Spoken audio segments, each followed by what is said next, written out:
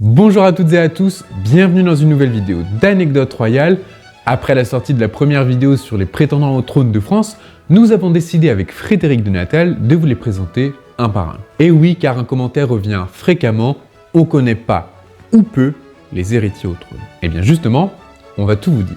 Pour rappel, nous avons le prince Jean d'Orléans, chef de la maison royale de France, le prince Louis-Alphonse de Bourbon, chef de la maison de Bourbon, et le prince Jean-Christophe, chef de la maison impériale Napoléon. Et grâce à Frédéric de Natal, nous allons découvrir le premier d'entre eux. Il s'agit de Jean d'Orléans, comte de Paris, chef de la maison royale de France et descendant de Louis-Philippe Ier, dernier roi des Français. Si la France avait un roi, il pourrait s'appeler Jean IV. Eh bien, qui est-il? Jean d'Orléans est né le 19 mai 1965 à Boulogne-Billancourt. C'est le fils cadet du prince Henri d'Orléans, feu comte de Paris, et de la princesse Marie-Thérèse de Wurtemberg, duchesse de Montpensier. Il possède un arbre généalogique éloquent. Rendez-vous compte, il descend en ligne droite d'Henri IV par Philippe d'Orléans, frère du roi Louis XIV. Mais alors, qui sont les autres personnages illustres de cet arbre généalogique? Sa branche illustre compte 3 grands personnages de renom, tous associés aux pages glorieuses et tumultueuses de l'histoire de France. Il y a d'abord Philippe d'Orléans qui sera régent de Louis XV entre 1715 et 1723, Louis-Philippe d'Orléans dont les idées vont le conduire à adhérer à la Révolution française. Vous savez, le fameux Philippe Égalité qui a voté la mort de son cousin Louis XVI en 1793 et qui payera cher ses ambitions personnelles en passant lui-même par la guillotine la même année. Et enfin, Louis-Philippe Ier, dernier roi des Français ayant régné entre 1830 et 1848. Je vous propose de survoler l'intimité du prince Jean en découvrant son enfance et ses études. Après ses études au collège de Passy-Buzenval, puis au lycée Saint-Joseph de Reims, tous deux issus de l'enseignement catholique, le prince Jean va les poursuivre dans la prestigieuse école de la Sorbonne, où il obtient une maîtrise de philosophie en 1989, portant sur la notion de bien commun. Un credo qui est d'ailleurs cher au cœur du prince Jean d'Orléans et un des socles primordiaux de la monarchie française. Il faut également noter qu'il est également détenteur d'une maîtrise de droit obtenue à la faculté libre de droit d'économie et de gestion spécialisée dans les relations internationales et également d'une maîtrise en administration des affaires, un MBA, obtenu cette fois-ci à Los Angeles en Californie en 1994. Enfin, comme tout jeune de cette décennie, il va effectuer son service militaire d'abord au sein de l'école de cavalerie de Saumur avant d'intégrer le 7e régiment de chasseurs à Arras. Aujourd'hui, il est colonel de réserve dans l'armée française et parrain du 4e régiment de chasseurs de Gap qui est associé étroitement et historiquement à sa maison. Vous l'avez vu, c'est un prince cultivé et au service de la nation. Mais comment devient-on prince? C'est en 1987, au cours du millénaire capétien, qu'il a été officiellement présenté aux Français. Des festivités importantes qui ont réuni un millier de royalistes autour de son grand-père Henri VI d'Orléans, quelques élus et autres personnalités importantes de la société civile. À cette occasion, il a même été titré duc de Vendôme et considéré par tous comme le dauphin de France. Vous savez, c'est le titre porté par tous les héritiers de la couronne et pourtant, il n'est que le cadet de son père, issu d'une fratrie de 2 filles et 3 frères. Alors pourquoi cela, me direz-vous? Eh bien la réponse est assez simple. François, son frère aîné, était porteur d'un lourd handicap mental ne lui permettant pas d'assurer sa charge. Un frère dont Jean a toujours été très proche, prenant régulièrement soin de lui jusqu'à son décès en 2017. La famille est justement au cœur des préoccupations du prince Jean et a commencé par la sienne. En 2009, il a épousé Philomena de Tornos-Isteinhardt dans la cathédrale Notre-Dame de Senlis au cours d'une cérémonie célébrée par Monseigneur Dominique Rey, évêque de Fréjus-Toulon. Un vrai mariage royal avec pas moins de 800 invités parmi lesquels plusieurs membres des grandes dynasties européennes ou même des politiques. On peut citer entre autres la garde des Sceaux de l'époque, une certaine Rachida Dati, qu'il avait d'ailleurs mariée civilement.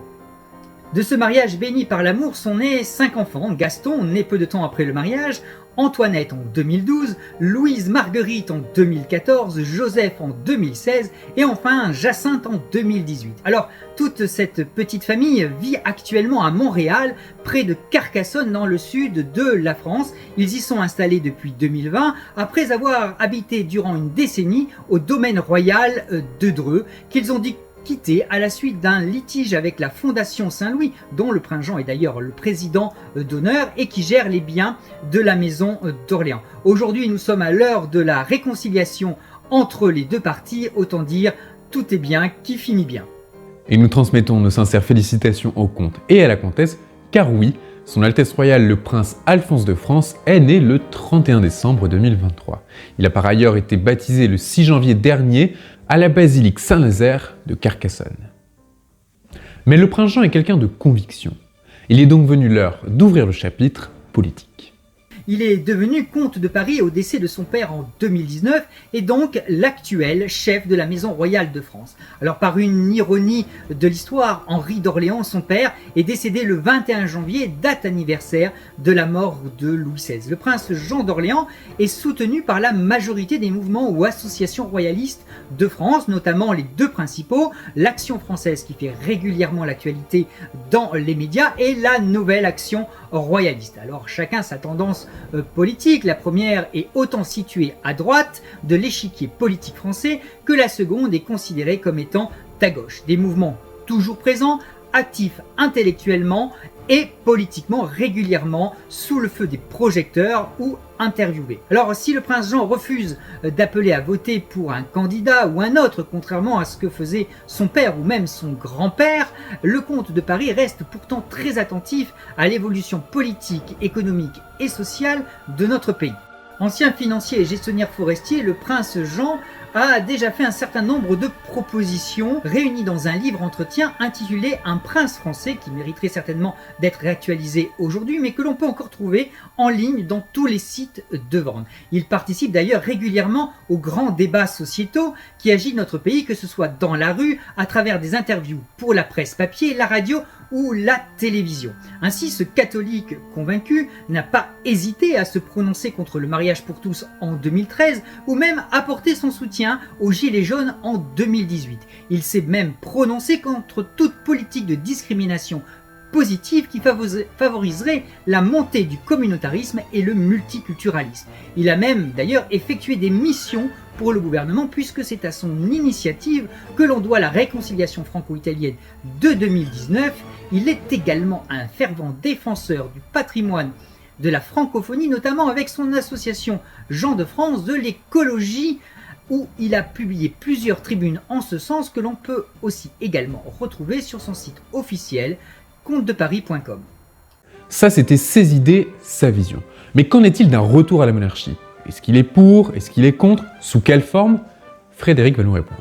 Le prince Jean est partisan d'un retour de la monarchie constitutionnelle, telle que le Royaume-Uni ou celui d'Espagne la connaissent. Il plaide d'ailleurs pour une amélioration de notre constitution actuelle, selon l'idée qu'en avait fait Charles de Gaulle en 1958. D'ailleurs, il a publié une tribune en 2019 dans Le Figaro que l'on peut aisément retrouver sur Internet. Alors il ne faut pas oublier aussi que cette constitution, elle a été taillée pour un roi.